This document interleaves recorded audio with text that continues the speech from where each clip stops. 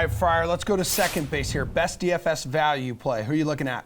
Now, I do think you can go and pile on a couple Mariners from that game, but I'm actually going to switch over to the Tigers Twins game, and I'm going to go back to Jonathan Scope at 3.4K.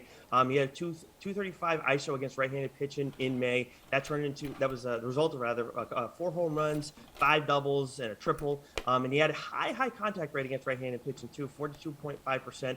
I know Bailey Ober is like a solid pitcher, is 8.2K tonight. Definitely, I can see people rostering him every so often, but I know he had limited damage against right-handed hitters last month, but they still had a pretty high hard contact rate, 40%, and that fly ball rate at 48.9% too gives me reason to want to go and find a righty to target him with, and Scope is a good guy at 3.4K.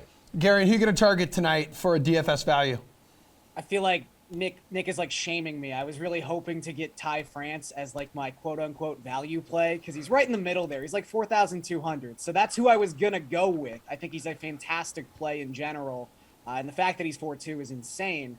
So I will pivot to a different first baseman who falls under that 4K threshold, which I guess for the purposes of the rules is kind of like the value play barometer anyway. Rowdy Tellez. Anytime you can get Rowdy Tellez going up against a subpar right-handed pitcher, you should probably try and do that. He's just $3,800 tonight. I mentioned where Judge ranked in terms of like his expected statistic percentiles.